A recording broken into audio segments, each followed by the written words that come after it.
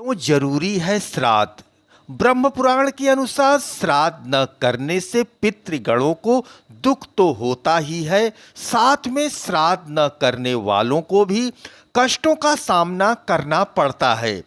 श्राद्ध पक्ष प्रतिपदा से अमावस्या तक पितृगण पृथ्वी लोक पर अपने गोत्र परिवार में अनेक रूप में विचरण करते हुए स्वजनों से तर्पण की अभिलाषा करते हैं। इसीलिए भाद्रपद पूर्णिमा से लेकर अश्वनी कृष्ण पक्ष अमावस्या तक पितरों की तृप्ति के लिए तर्पण, पिंडदान आदि करने का विधान है। श्राद्ध कर्म की आवश्यकता के संबंध में शास्त्रों में बहुधा प्रमाण मिलते हैं। ब्रह्म पुराण के अनुसार श्राद्ध न करने से पितृगणों को दुख तो होता ही है, साथ में श्राद्ध न करने वालों को भी कष्टों का सामना करना पड़ता है। दर्शकों, आप देख रहे हैं आईना न्यूज यूपी की नई प्रस्तुति नया सवेरा। व्यक्ति पूर्वजों का श्राद्ध नहीं करते हैं, पितृ उनका भी रक्तपान करके चल जाते हैं।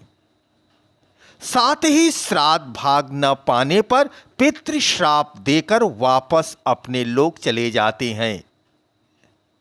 वहीं श्राद्ध से तृप्त होकर पितृगण श्राद्धकर्ता को आरोग्य समेत कई आशीर्वाद देते हैं। सबसे पहली बात तो संगम में जो है बहुत बड़ा महत्व है, क्योंकि ये विष्णु नगरी है और यहाँ विष्णु मुख भी कहा जाता है प्रयागराज को। इसलिए प्रथम पिंड जो होता है वो प्रयागराज में होता है, विष्णु मुख में। दूसरा पिंड जो होता है वो काशी में होता है, विष्णु नाभि काशी में होता है। तीसरा पिंड जो होता है वो चरण पादुका गया में होता है और चौथा पिंड जो होता है वो बद्रीनाथ में होता है। तो जो लोग अपने पितरों का तर्पण करने के लिए पितर पक्ष में, क्योंकि पितर पक्ष को पितृ पर्व भी कहा जाता है, तो जो अक्षय वट यहाँ पर, क्योंकि अक्षय वट का वृक्ष है उसका महत्व ज़्यादा बढ़ जाता है। तो सबसे पहले जो लोग अपने घर से निकलते हैं गया वर्जन पिंड करने के लिए पितर पक्ष में, तो सब प्रथम पहले वो प्रयागराज आते हैं।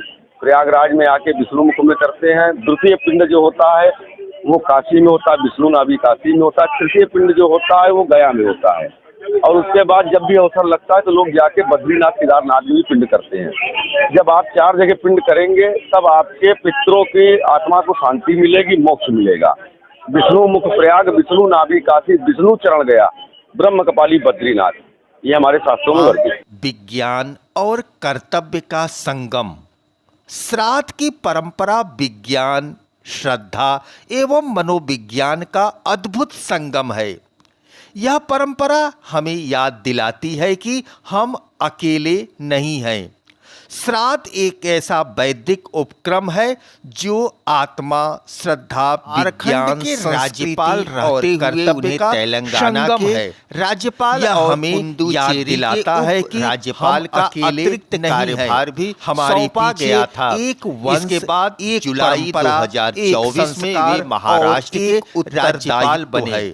इस वर्ष 7 सितंबर 2025 रविवार तिथि भाद्रपद आंदोलन से की पूर्णिमा से 2007 में जब वे तमिलनाडु के प्रदेश अध्यक्ष रविवार उन्होंने राज्य में अमावस्या तिथियों की अश्वनी 19,000 किलोमीटर लंबी रथ यात्रा समाप्त हो जाएगा। इस जो रविवार को है उन्होंने मुख्य लोग से नदी जोड़ो मानते हैं। समान नागरिकों में यह परंपरा आत्मा तथा विज्ञान और नशे के दुष्परिणाम जैसे का अद्भुत संगम है। आकर्षित श्राद्ध का उद्देश्य कृतज्ञता, यानी कि अपने पूर्वजों को, पितरों को अपनी श्रद्धा अर्पित करना है।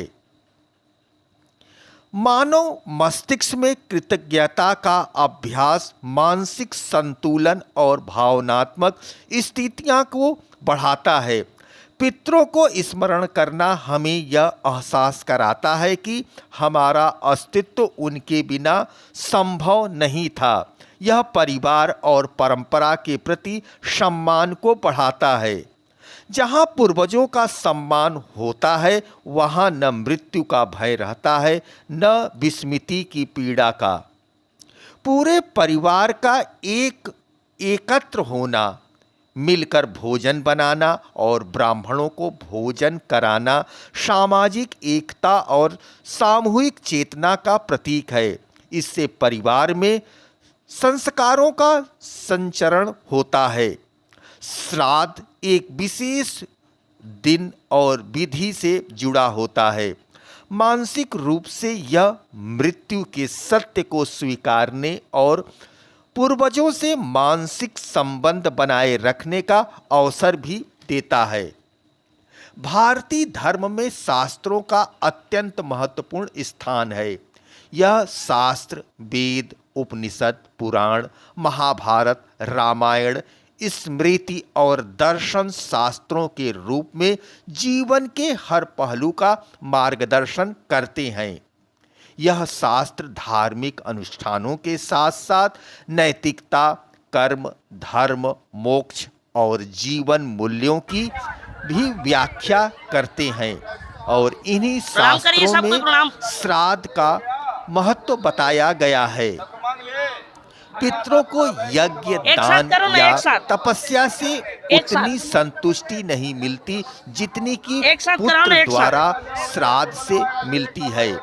बिना श्राद्ध के किया गया श्राद्ध यानी बिना श्रद्धा के किया गया श्राद्ध निष्फल होता है। श्राद्ध कर्म श्रद्धा, आस्था, भक्ति और सम्मान से ही करना चाहिए। यदि इसे बिना श्रद्धा के किया जाए तो वह पूर्ण निष्फल होता है। जो श्राद्ध नहीं करता वह पाप का भागी बनता है और नरक की ओर जाता है। यह भी बताया गया है कि श्रद्धा से पितरों की आत्मा को यम लोक में सम्मान और उन्नति मिलती है। अर्थात जो कुल श्राद्ध नहीं करता वह धीरे धीरे नष्ट हो जाता है। इसमें बताया गया है कि श्राद्ध वंश वृद्धि का आधार है। यहाँ अश्वनी मास के कृष्ण पक्ष को श्राद्ध के लिए सर्वोत्तम माना गया है। दर्शकों, आप देख रहे हैं नया सवेरा, मैं सियाराम मिश्र।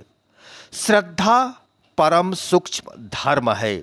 यह संपूर्ण जगत श्रद्धामय ही है।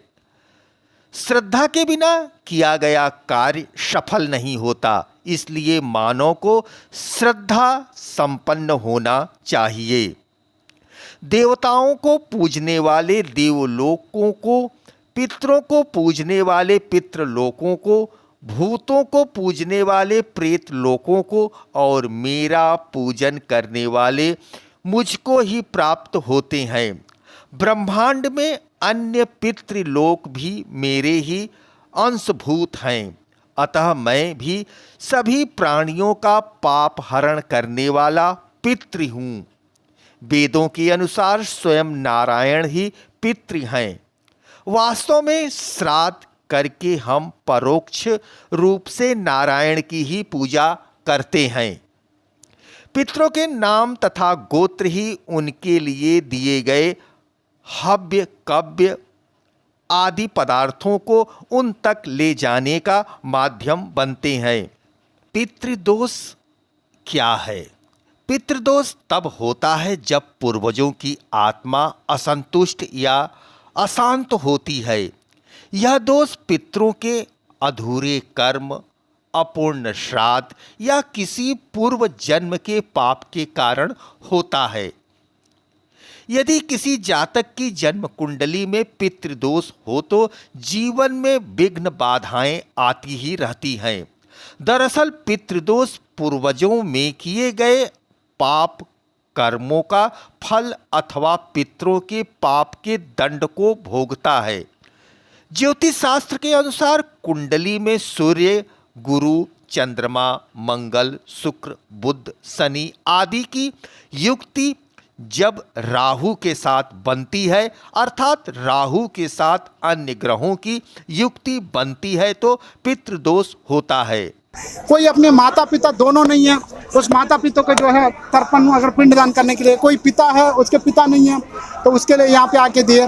कोई अपना जो है पत्नी गुजर गई वो अपने पत्नी के लिए देने आ गए। ये लोग दक्षिण अफ्रीका, घना, नाइजीरिया, कजाकिस्तान, रशिया, जर्मनी, इतने सारे कितने देश दिनों से आए हैं। ये लोग अभी 15 दिन के पितृपक्ष में प्रतिदिन भोजन करने से पहले अपने आहार में से कुछ हिस्सा गाय, कुत्ते और कौवे या अन्य पक्षियों को जरूर दें।